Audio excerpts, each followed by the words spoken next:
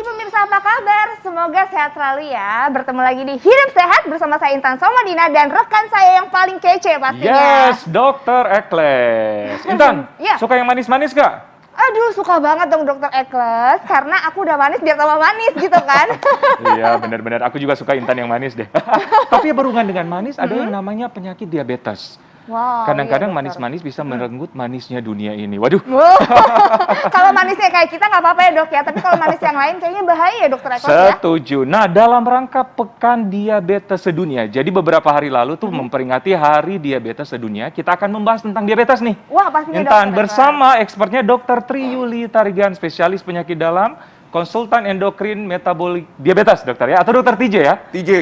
TJ, oke. Dan ada pasiennya nih, Bapak Sihaan, ya. Selamat pagi ya, Pak. Selamat pagi ya. Semangat. Sehat selalu ya, Pak ya.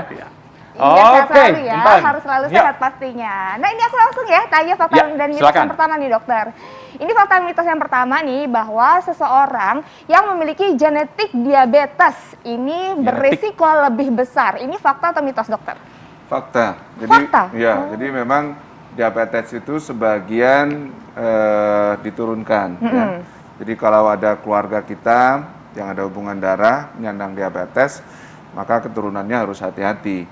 Tetapi untuk jadi diabetes, munculnya diabetes itu tidak hanya faktor genetiknya, Genetik tadi faktor ya. keturunan, tapi dia berinteraksi dengan lifestyle. Jadi orang yang misalkan punya genetik, tapi dia dari kecil bisa jaga badan, berat badannya ideal, physical activity-nya dia bagus, rutin, kemudian dia tidak overnutrition, maksudnya makannya tidak berlebihan, sehingga seterusnya dia bisa memaintain, bisa menjaga berat badan ideal, fisiknya tetap fit, maka mungkin nanti jadi diabetesnya pun umur-umur tua, umur 60, umur 70 gitu. Kalau udah umur 70 baru kena diabetes, nanti mungkin kena komplikasinya 90 tahun, udah meninggal duluan ketabrak bajai kali. Jadi ternyata memang gaya hidup juga mempengaruhi ya, dokter ya? Mempengaruhi, jadi Mempengaruhi, berinteraksi dengan faktor genetiknya gitu. Lifestyle. Oke, saya ke Bapak Sihaan. Ya. Yang pertama kali terdiagnosa diabetes, Pak Sihaan umur berapa? Sekitar umur berapa? Dan apakah ada faktor genetik, Pak Sihaan? Ada faktor genetik, ada. Saya di apa? Ya. Didiagnosis Didiagnosa? itu sekira 20 tahun yang lalu. 20 tahun yang 20 lalu. tahun. Berarti umur berapa ya, Pak? 17 ya? Umur 45. Sekarang kan 63 kan? 63 berarti sekitar 40-an ya? 40-an. Oh, sekitar Oke. 43. Nah, di situ waktu saya cek gitu, Mhm. gula darah saya sampai 700. Wow. Luar biasa, dokternya juga kaget. Wow. Tapi saya masih Masih bisa beraktivitas. bisa itu cuman rasanya nggak enak ya.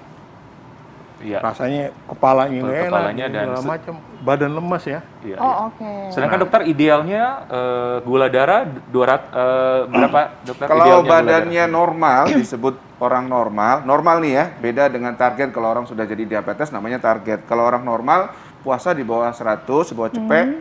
Kalau sewaktu atau 2 jam setelah makan di bawah 140, itu baru badannya disebut normal. Ya, tapi kalau udah kencing manis, sudah jadi diabetes, kita istilahnya target itu dalam bentuk range biasanya.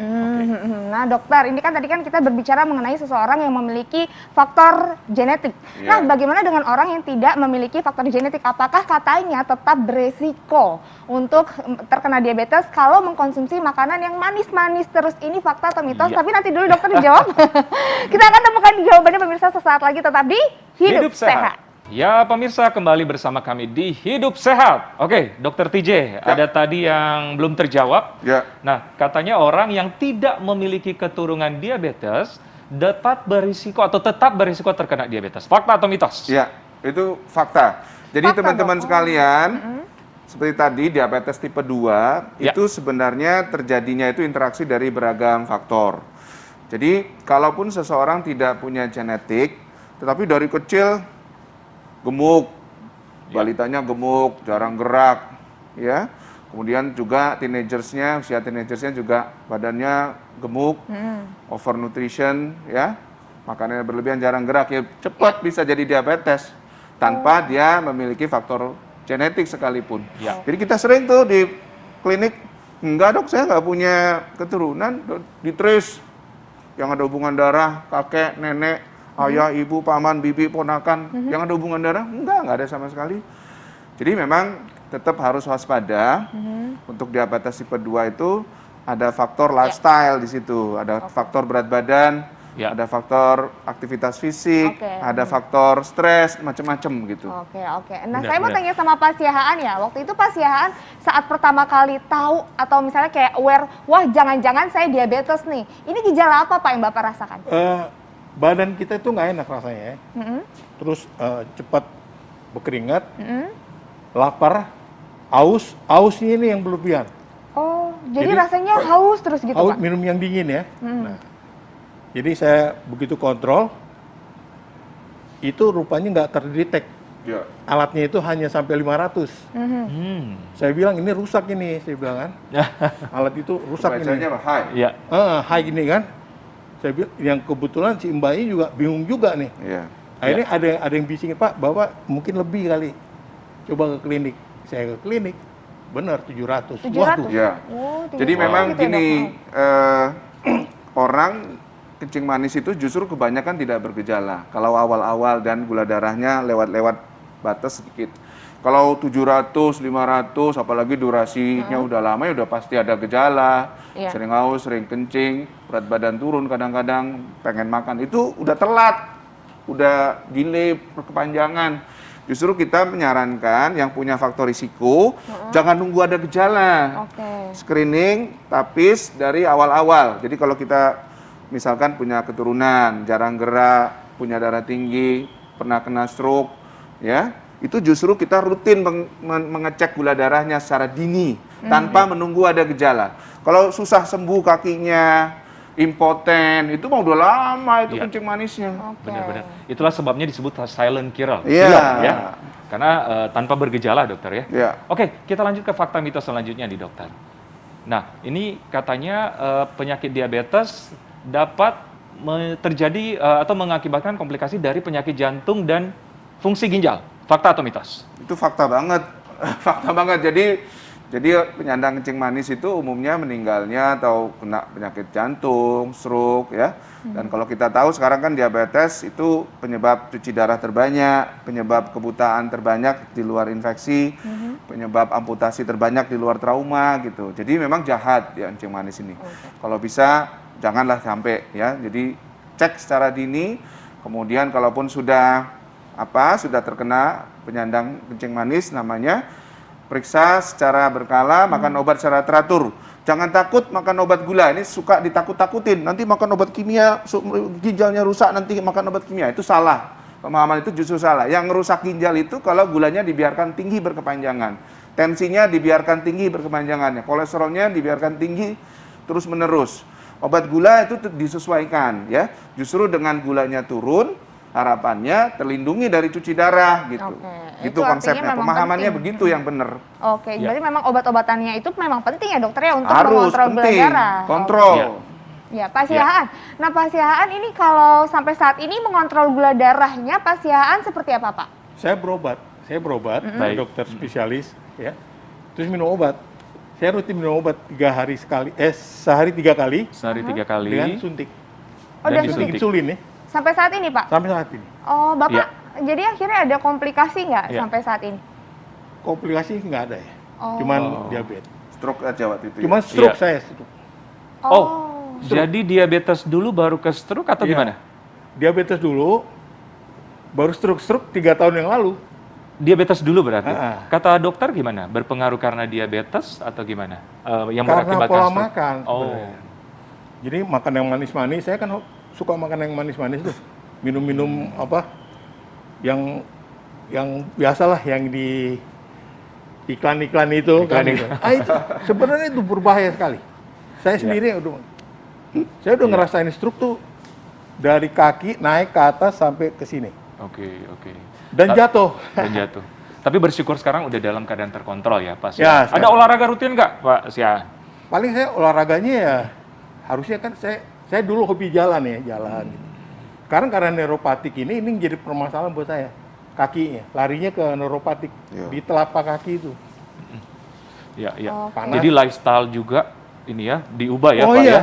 Lifestyle junk food itu memang Oh, Jadi ini disesuaikan. menginspirasi juga masyarakat di rumah yang mungkin sekarang terkena diabetes ya. Jadi lifestyle itu penting banget dan perubahan mindset dokter ya. Ya. Bahwa minum obat itu bukan berarti kita dalam keadaan penyakit gawat tertentu, Ya, ya. tapi malah untuk mengontrol supaya pola hidup kita tetap berlanjut yang baik. Ya. Benar nggak dok ya? Betul. Iya, Oke. dokter. Tadi kan Pak Siahan bilang ada neuropatik. Nah, itu apa sih dokter dan penyebabnya itu apa? Ya, jadi neuropati diabetes itu sebenarnya komplikasi tersering ya diabetes. Sekitar 60-70% penyandang diabetes itu ada mengeluhkan neuropati dari keluhan yang sederhana, tebel, kebas ya. Kemudian geringgingan kata orang Jawa gitu ya. Sampai nyeri ya. Dan itu neuropati itu kalau nanti berkepanjangan hilang rasa, baal. Jadi kalau Baal. tusuk paku dia nggak berasa.